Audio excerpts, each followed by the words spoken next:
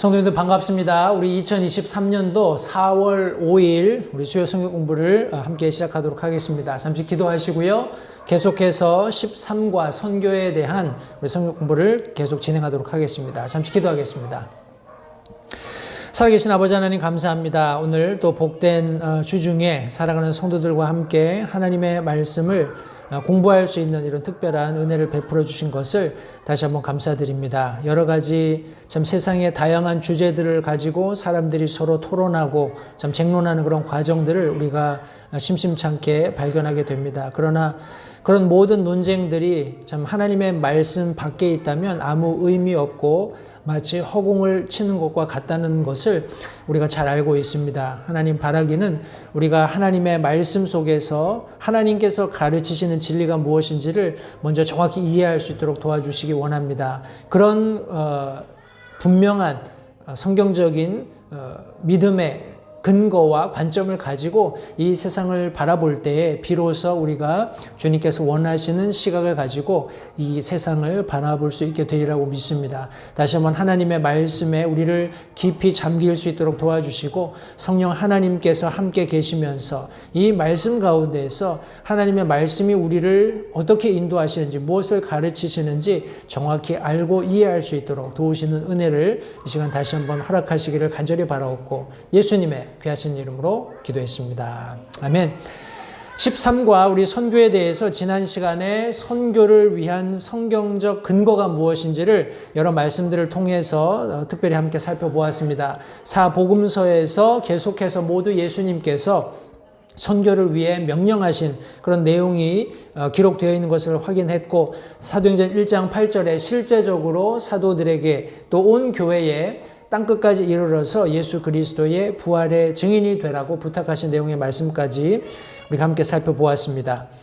우리 선교를 위한 성경적인 계획에 대해서도 함께 살펴보았고요. 주된 내용은 신약적인 성경교회들이 선교사를 파송하는 것, 그리고 파송된 선교사들을 계속해서 재정적으로 후원하면서 기도하면서 우리 그 파송받은 선교사들이 선교지에 가서 다시금 성경적인 교회들을 플랜팅하는 것, 그런 교회들을 세우는 것이 성경적인 선교라고 우리가 지난 시간에 함께 말씀을 확인해 보았습니다.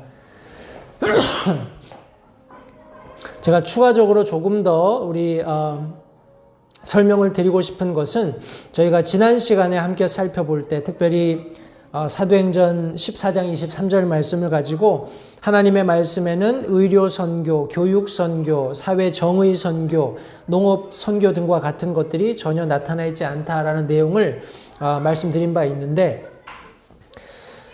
대개의 경우 우리가 좀 낯선 선교지에 가거나 복음을 전하기 쉽지 않은, 다시 말해서 기독교를 공식적으로 허용하지 않는 나라들에 가서 선교사님들이 쉽게 사람들을 함께 모을 수 있는 그런 여러 가지 루트들이 있습니다. 뭐 언어 학교를 영어 학교를 한다든지, 아니면 뭐 고아원을 설립한다든지, 아니면 뭐 다른 그런 명목들의 학교들을 시작한다든지 해서 사람들에게 접근할 수 있는 그런 방법들을 모색하는 그런 방법들, 그런 선교 방향들을 우리가 보게 됩니다.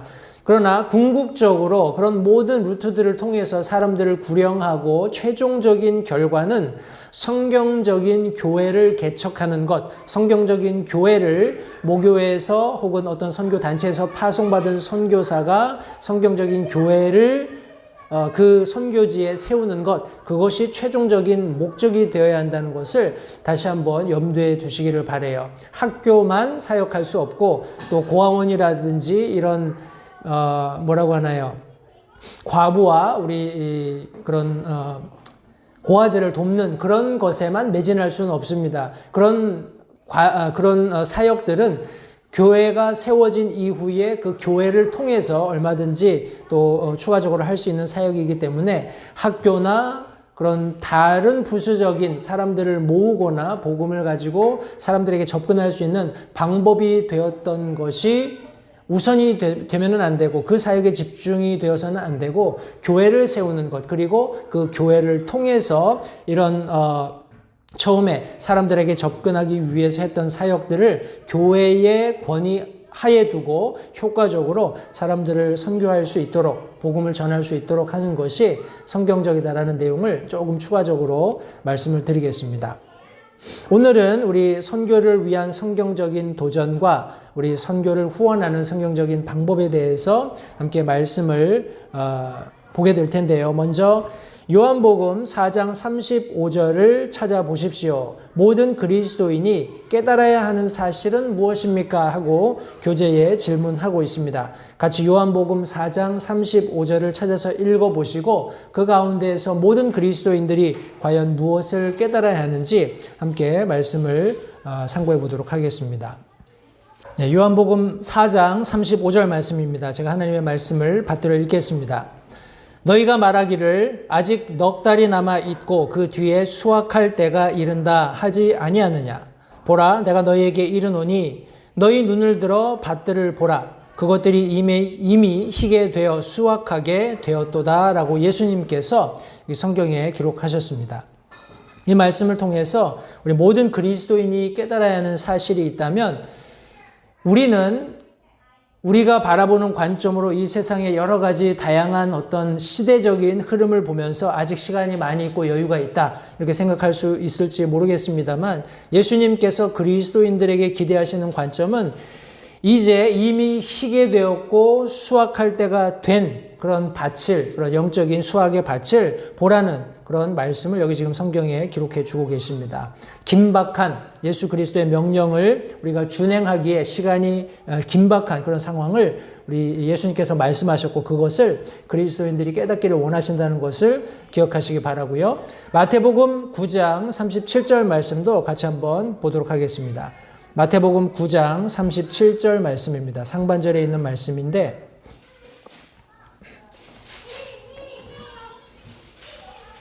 마태복음 9장 37절 말씀입니다.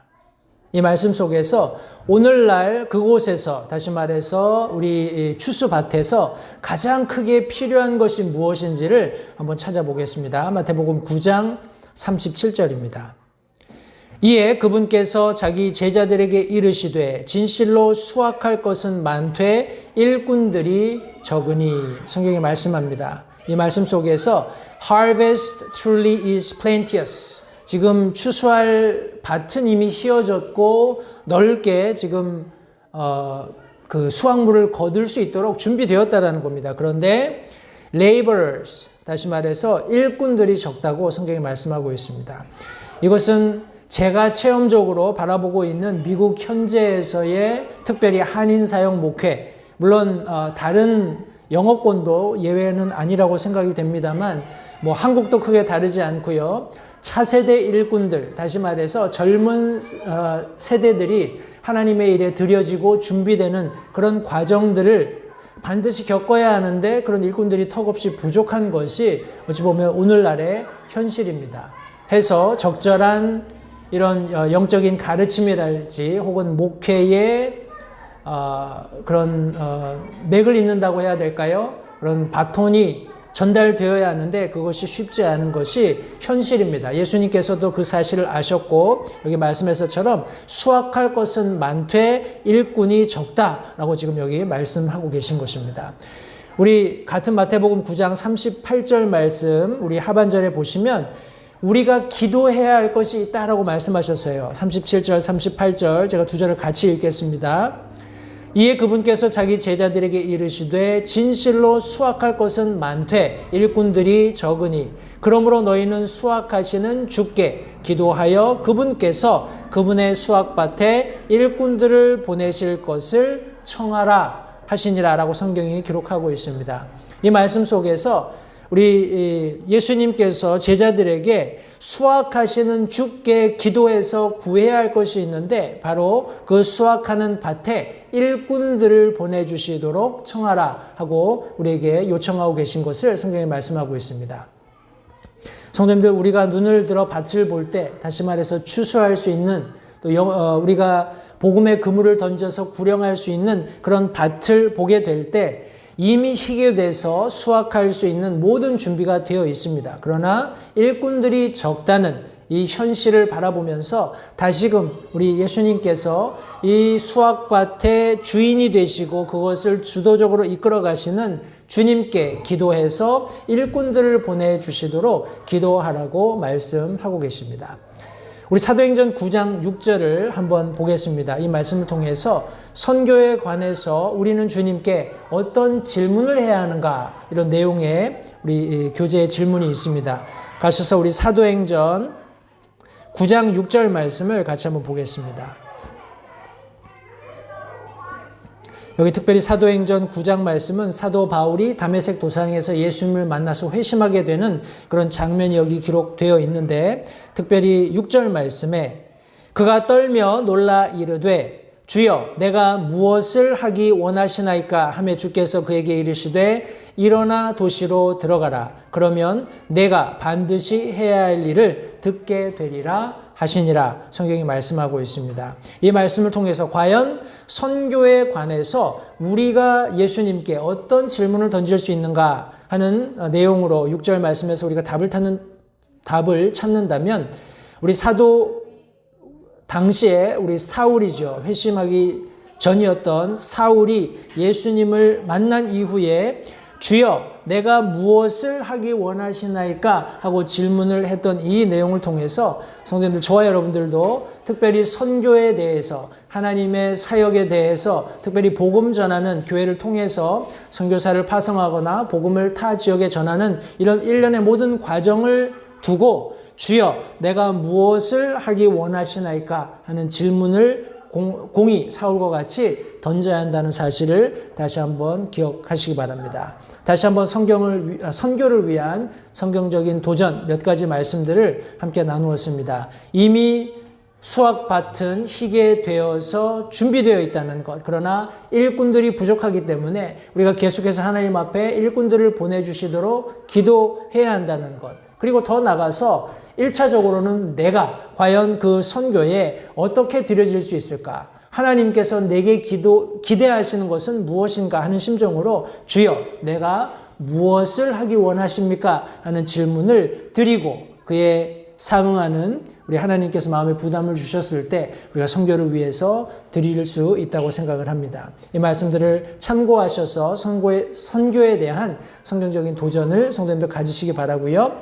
선교를 후원하는 성경적 방법 우리 함께 살펴보고 오늘 성경 공부는 마치겠습니다. 우리 먼저 A번에 보시면 우리는 재정적인 후원을 위해 선교 헌금을 해야 합니다. 고린도 후서 8장, 9장 그리고 10장에서 성경은 주님의 사역을 위해 드리는 헌금이라는 주제를 다루고 있습니다. 해서 특별히 개교회에서 파송한 선교사들, 그 선교사들을 위해서 우리가 물질적으로 서포트를 해야 하는데 그것과 관련해서 고린도 후서 8, 9, 10장이 그 내용을 담고 있기 때문에 몇 가지 내용을 우리가 먼저 살펴보고 다음으로 넘어가겠습니다. 먼저 헌금을 드리는 올바른 태도에 대해서 고린도 후서 8장 1절부터 5절 말씀을 참고해서 함께 살펴보도록 하겠습니다. 고린도 후서 8장 1절부터 5절의 말씀입니다. 제가 먼저 말씀을 읽을 텐데 찬찬히 읽으시면서 과연 선교를 위해서 우리가 드리는 헌금, 과연 올바른 태도가 무엇인지를 한번 생각하면서 이 말씀을 함께 읽어보시면 좋겠습니다. 고린도 후서 8장 1절부터 5절까지의 말씀입니다.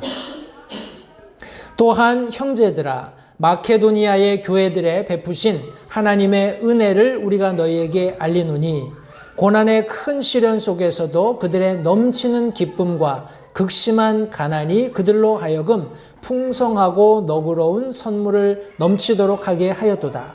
내가 증언하노니 그들이 힘 닿는 데까지 하였을 뿐 아니라 참으로 힘에 넘치도록 자원하여 하였고 우리가 그 선물을 받아줄 것과 또 성도들을 섬기는 교제의 일을 맡아줄 것을 우리에게 매우 간절히 구하였노라. 그들은 우리가 바라던 것과 달리 이 일을 행하되 먼저 자신을 주께 드리고 또 하나님의 뜻에 따라 우리에게 주었도다 라고 성경이 말씀하고 있습니다. 여기 특별히 헌금을 드리는 올바른 태도에 대해서 우리가 방금 읽었던 이 말씀 속에서 어떤 원리를 찾는다면 성도님들 먼저는 우리가 하나님의 은혜를 경험할 수 있는 방법 중에 하나가 바로 선교를 위해서 물질을 드리는 헌금하는 것이라는 것을 잊지 마시기 바라요. 또 성경 말씀에 특별히 방금 읽었던 고린도 후서 8장 3절 말씀에 보시면 이 선교 헌금을 드리는 과정에 힘 닿는 데까지 하였을 뿐만 아니라 말씀해 보시면 힘에 넘치도록 자원했다라고 성경이 말씀하고 있습니다. 이것을 어떻게 이해하느냐는 우리 각자 자기가 이해할 수 있는 그런 분량 안에서 이해하면 될 것인데 중요한 것은 힘 닿는 데까지 하는 것이 아니라 힘에 넘치도록 힘에 지나도록 이렇게 하나님 앞에 드리는 그런 태도를 우리가 엿볼 수 있습니다. 그리고 마지막으로 5절 말씀해 보시니까 먼저 자신을 주께 드리고 우리 아까 살펴보았던 사도행전 9장 6절 말씀처럼 주여 내가 무엇을 하기 원하십니까? 내가 선교지로 갈까요? 아니면 선교사들을 후원할까요? 하는 이런 과정 속에서 적극적으로 후원하는 그런 길을 선택한 성도들이 이 먼저 자신을 주께 드리고 그리고 하나님의 뜻에 따라서 물질을 하나님께 드리는 그런 장면을 여기 성경이 기록하고 있습니다. 하나님의 은혜로 힘에 넘치도록 드리며 하나님의 뜻에 따라서 선교를 후원하는 것, 이것이 바른 선교를 후원하는 헌금하는 태도라는 사실을 성도님들 기억하시기 바랍니다. 우리 고린도 후서 9장 5절부터 8절 말씀도 함께 보겠습니다. 이 말씀 속에 헌금을 드리는 올바른 동기가 기록되어 있습니다.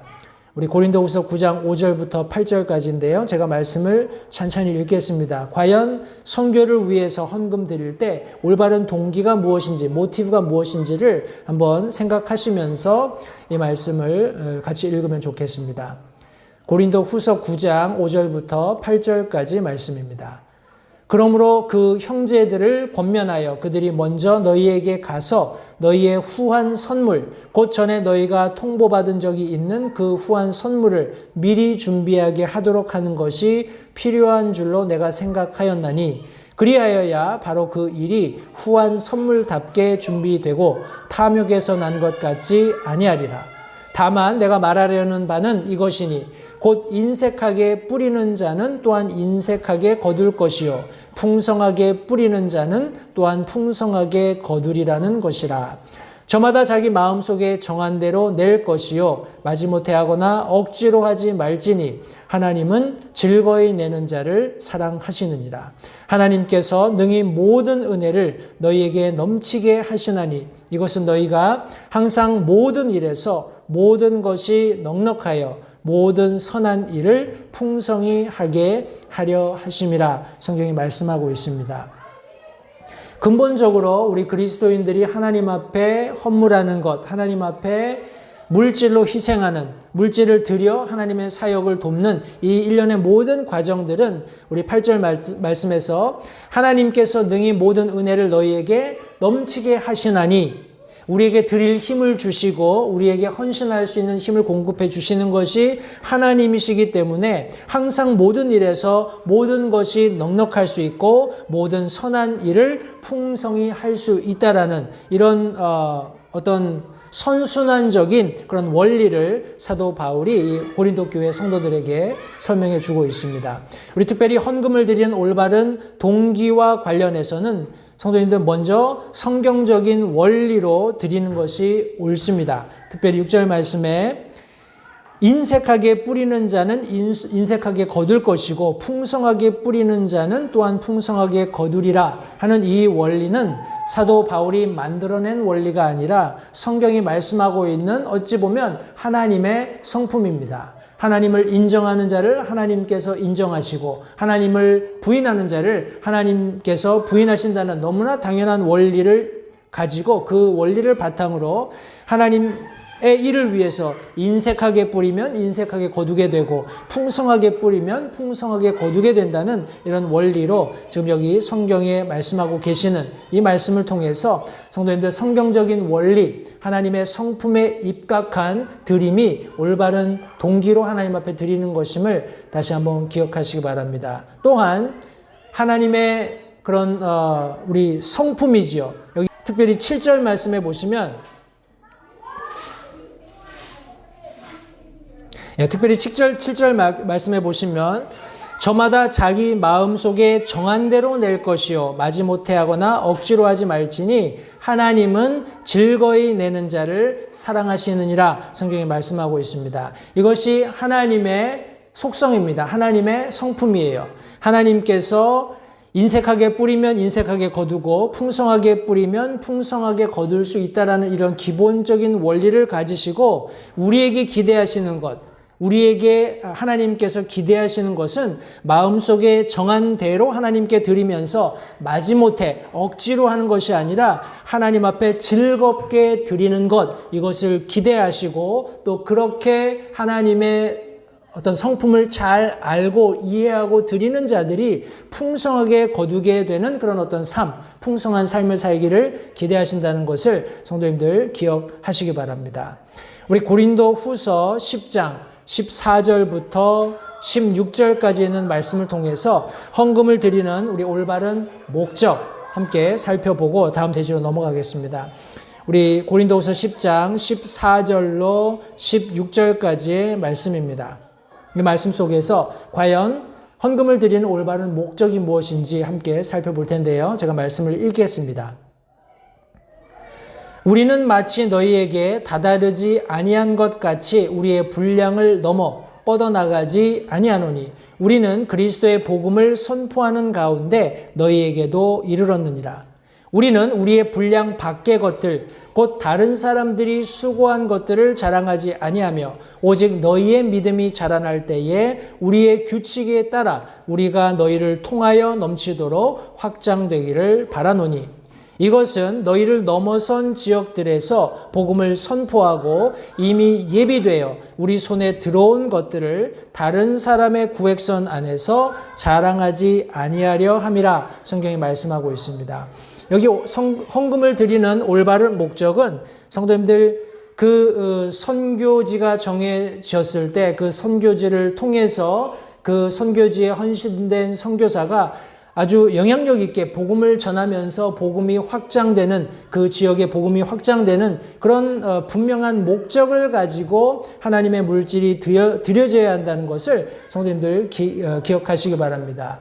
그 선교지에 복음이 전해지고 함께 모인 성도들이 그 자신 개개인들이 혹은 교회가 한 몸으로 할 수 있는 최선을 다해서 그 복음의 영역을 확장해 가는 것, 그것은 굉장히 어찌 보면 성경적이고 자연스러운 것입니다. 그러나 그것이 두 가지 양상을 가질 수 있어요. 어떤 경우에는 굉장히 복음 전하는 일이 힘들고 더디 진행이 되는 경우도 있을 수 있고 또 다른 경우에는 너무나 급속하게 이 복음이 확장되는 또 교회가 지역사회에 영향을 미치면서 다른 교회들이나 다른 선교처들과 이렇게 맞닥뜨리게 되는 그런 현상도 있을 수 있습니다. 그러나 중요한 것은 성도님들 개교회가 복음을 가지고 자신들이 하나님께로부터 부여받은 분명한 명령, 희게 되어 추수할 때가 된 우리 혼들을 향하여서 일꾼들이 나가서 복음을 전하는 이 사역에 매진하는 그 일을 위해서 하나님의 물질이 선교 헌금으로 드려져야 한다는 사실을 성도님들 다시 한번 기억하시길 바랍니다.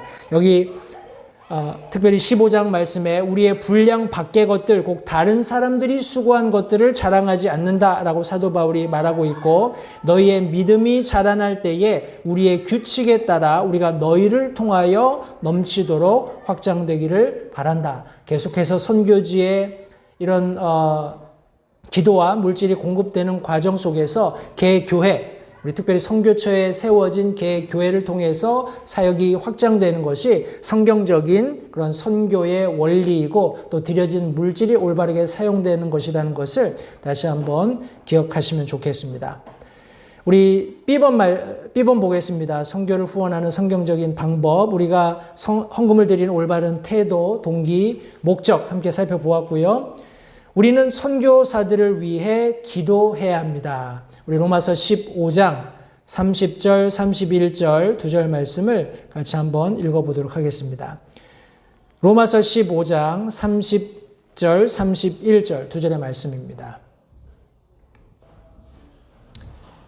저희 교회에서도 매월 마지막 주 전체 기도 모임 시간에 선교사님들을 위해서 기도하는 그런 시간이 있습니다. 선교사님들이 보내주시는 기도 편지를 가지고 그분들의 사역을 함께 나누고 또 그분들의 필요에 따라서 함께 기도하고 더러 교회 결정에 의해서 선교처에 필요한 그런 물질들을 우리가 십시일반 함께 거두어서 보내기도 합니다만 무엇보다도 선교사들을 위해서 기도해야 하는데 로마서 15장 30절 31절 말씀해 보시면 형제들아 이제 내가 주 예수 그리스도로 인해 성령의 사랑으로 인해 너희에게 간청하노니 너희는 기도 가운데 나와 함께 분투하며 나를 위해 하나님께 기도하여 내가 유대에 있는 믿지 않는 자들로부터 구출받게 하며 또 예루살렘을 위하여 내가 섬기는 일을 성도들이 받아들이게 하고 이렇게 사도 바울이 스스로 우리 성도들에게 기도 요청을 하는 그런 내용을 성경이 담고 있습니다.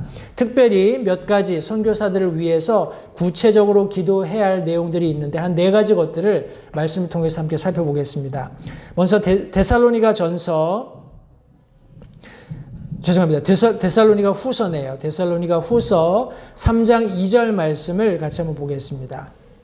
데살로니가 후서 3장 2절 말씀, 우리가 선교사들을 위해서 기도할 때 특별히 우리 선교사들의 무엇을 위해서 기도해야 할지 데살로니가 후서 3장 2절 말씀을 통해서 한번 확인해 보겠습니다.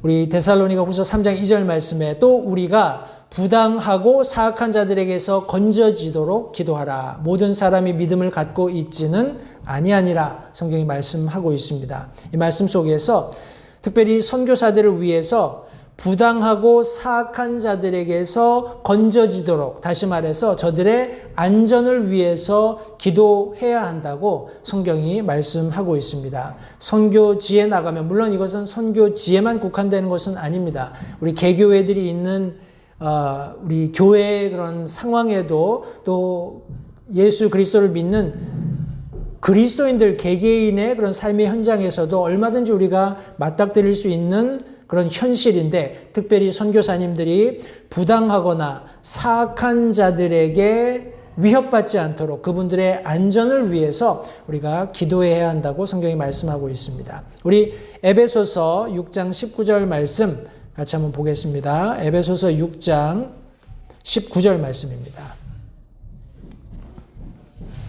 선교사님들의 안전을 위해서 기도해야 하겠고요. 두 번째 에베소서 6장 19절 말씀에는 또 나를 위하여 내게 말하는 것을 허락하사 내가 담대히 입을 열어 복음의 신비를 알리도록 구하라. 성경이 말씀하고 있습니다. 다시 말해서 우리 선교사님들이 복음 선포할 수 있도록 입을 열어서 복음의 신비를 알리는 그 사역을 할 수 있도록, 지속할 수 있도록 기도해야 한다고 여기 지금 성경이 말씀하고 있습니다. 선교사님들을 위해서 그분들의 안전과 또 입을 열어서 복음을 선포하실 수 있도록 우리가 기도해야 되겠고요. 히브리서 13장 18절 말씀도 같이 한번 보겠습니다. 히브리서 13장 18절 말씀입니다. 말씀해 보시면 우리를 위해 기도하라. 우리가 모든 일에서 정직하게 살고자 함으로 선한 양심을 가진 줄 우리가 확신하노라. 성경이 말씀하고 있습니다. 우리 앞서 말씀드렸던 안전 혹은 복음 선포 이런 모든 내용들이 선교사님들에게만 국한되는 내용이 아닙니다. 이것은 현재 우리가 섬기고 있는 그런 지역적인 교회들 그리고 그리스도인들 개개인의 삶 속에서도 모두 필요로 하는 기도 제목입니다. 그러나 특별히 선교지에 나가서 타 민족들에게 타 언어로 복음을 전하는 그런 낯선 상황 가운데 있는 선교사님들에게 특별히 또 필요한 그런 기도의 제목이 아닌가 생각을 합니다. 선한 양심을 위해서 기도해야 합니다. 그분들이 정직한 삶의 간증을 그 선교지에 있는 사람들에게 보일 수 있도록 우리가 선교사님들을 위해서 기도해야 한다는 것, 성도님들 잊지 마시기 바랍니다. 우리 자칫 잘못하면 작은 실수가 선교지에서 그 선교지에 있는 사람들에게 부정적인 시각으로 보여지게 되면 그것을 회복하기가 굉장히 어렵습니다. 교회도 마찬가지고 우리 그리스도인들 개개인의 삶도 마찬가지입니다. 때문에 우리 예수님께서도 마태복음을 통해서 그리스도인의 삶이 빛의 역할을 해야 하고 소금의 역할을 해야 한다고 말씀하시면서 궁극적으로 세상 사람들이 우리 그리스도인들의 삶을 보고 하나님 앞에 영광 돌리는 결과를 기대하시기 때문에 그런 우리 역할을 우리 하나님께서 기대하신다는 것을 정확히 말씀하셨는데, 이와 같이 특별히 선교지에 나가서 조심스럽게 우리 선교하는 그런 과정, 복음을 전하는 과정 속에 우리 선교사님들의 안전, 그리고 복음을 전하실 수 있도록, 그리고 그분들이 선한 양심을 가지고 정직한 삶을 살아서 좋은 간증을 우리 선교지에 보일 수 있도록 우리 함께 선교사님들을 위해서 기도해야 하리라고 믿습니다. 우리 데살로니가 후서 3장 1절 말씀 같이 한번 보도록 하겠습니다. 저희들이 3장 2절 말씀을 먼저 읽었습니다만 3장 1절 말씀에 끝으로 형제들아 우리를 위해 기도하되 주의 말씀이 너희에게서와 같이 자유로운 행로를 가져 영광스럽게 되고, 우리 말씀 선포의 자유입니다. 이것은 복음을 포함해서 하나님의 말씀을 그 선교지에 있는 사람들과 함께 공부하면서 우리 지역 교회에서 하나님의 말씀이 자유롭게 성도들의 마음밭에 뿌려지면서 저들의 삶 가운데 그런 변화를 일으키고 또 어떤 새로운 생명을 부여할 뿐만 아니라 그 이후에 그리스도 안에서 풍성한 결실을 맺는 것처럼 선교지에서도 그와 같은 말씀의 자유함이 있어야 한다는 사실을 성도님들 기억하시고, 특별히 선교사님들을 위해서 기도할 때 우리가 그분들의 안전을 위해서, 그리고 복음 선포를 위해서, 또 선한 양심을 가지고 정직한 삶의 간증을 보이시도록, 그리고 말씀을 자유롭게 전할 수 있는 말씀 그런 공부라든지 하는 여러 가지 그런 과정들이 주님의 뜻 가운데에서 자유롭게 행로를 가질 수 있도록 우리가 기도하면서 우리 선교사님들을 후원해야 하리라고 믿습니다. 우리 마지막으로 하나님께서는 선교 지향적인 마음을 가진 교회에게 복을 주십니다. 우리 빌립보서 4장 14절부터 19절까지 있는 말씀을 통해서 이 내용들을 함께 우리 정리하시고 오늘 성경 공부를 마칠 텐데요. 빌립보서 4장 14절부터 19절까지 있는 말씀입니다. 우리 천천히 이 말씀들을 읽으시면서 우리 특별히 이 내용 우리가 읽게 될 빌립보서 4장 14절부터 19절까지 있는 말씀에서 선교 지향적인 마음을 가지고 행해지는 여러 가지 움직임들을 성도님들과 함께 관찰해 보시기 바랍니다. 제가 말씀을 읽겠습니다. 그럼에도 불구하고 너희가 나의 고난을 함께 나누었으니 잘하였도다. 빌립보 사람들아, 이제 너희도 알거니와 복음의 초기에 내가 마케도니아를 떠날 때에 주고받는 일로 나와 나눈 교회가 오직 너희 외에는 없었느니라. 심지어 데살로니가에 있을 때에도 너희가 한 번 그리고 또 다시 내 필요를 위해 보내었느니라. 나는 선물을 바라지 아니하며 오직 너희 회개장부에 넘치게 될 열매를 바라노라. 오직 내게는 모든 것이 있고 또 풍족하니라. 에바브로디도 편에 너희가 보낸 것들을 받았으므로 내가 풍족한데 이것은 달콤한 냄새의 향기요 받으실 만한 희생물이며 하나님을 매우 기쁘게 한 것이라.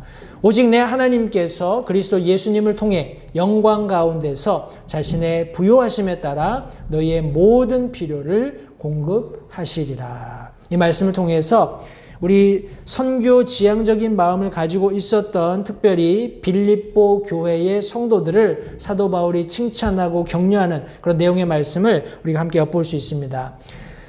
이 말씀 속에서 어떤 교회가 바울을 계속해서 재정적으로 도왔습니까? 라고 여기 지금 질문하고 있습니다.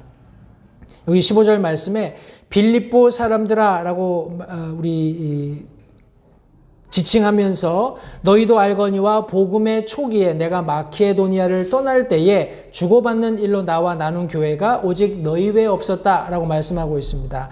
마케도니아 콜을 받고 사도 바울 일행이 마케도니아로 우리 아시아로 복음을 전하지 못하고 마케도니아로 배 타고 넘어가는 과정에 우리 처음 다다랐던 곳이 빌립보 지역이었어요. 그 빌립보 지역에서 만났던 이 귀한 성도들을 통해서 우리 마케도니아를 떠나면서 데살로니가 지역까지 이르렀을 때에도 계속해서 물질적으로 후원했던 사람들이 바로 빌립보에 있는 교회였습니다. 이 교회의 하늘 구좌는 무엇으로 가득 차 넘치게 되었습니까? 라고 질문했는데 여기 17절 말씀해 보시니까 나는 선물을 바라지 아니하며 오직 너희 회개장부에 넘치게 될 열매를 바라노라 라고 성경이 말씀하고 있습니다. 우리 성경 말씀에 우리가 물질을 쌓아놓을 때 땅에 쌓아두는 것이 아니라 하늘에 쌓아둘 것을 우리 예수님께서 말씀하셨어요. 그리고 우리의 우리의 물질이 있는 곳에 우리의 마음이 있다라고 말씀하셨는데 여기 지금 특별히 빌립보 교회에 있었던 성도들은 사도 바울이 하고 있었던 잃어버린 혼들을 주님께로 이끌어오는 이 선교 사역이 귀한 것을 알고 계속해서 힘에 지나는 헌신을 통해서 사도 바울이 계속해서 복음 전할 수 있도록 후원했습니다. 이것은 결국 예수 그리스도께서 우리 보상하시는 그런 때에 넘치게 될 열매를 가져온다는 사실을 사도 바울이 여기 지금 분명히 기억하고 있다는 것을 성도님들 기억하시기 바랍니다. 이 교회를 위해 하나님께서 공급하시겠다고 약속하신 것이 무엇일까요? 우리 마지막 19절 말씀해 보시면 오직 내 하나님께서 그리스도 예수님을 통해 영광 가운데서 자신의 부요하심에 따라 너희의 모든 필요를 공급하시리라 말씀하고 있습니다. 따라서 이 교회를 향해서 하나님께서 약속하신 것은 그들의 모든 필요를 공급하시겠다는 약속이라는 사실을 성도님들 기억하시기 바랍니다. 우리 교재 90페이지 마지막에 보시면 여기 영어로는 A missionary is God's child in God's place doing God's work in God's way by God's power for God's glory 이렇게 문장이 되어 있고요. 옆에 한글로 선교사는 하나님이 보내시는 장소에서 하나님의 영광을 위해 하나님의 권능을 입어서 하나님의 방법으로 하나님의 일을 하는 하나님의 자녀이다 이렇게 기록하고 있습니다.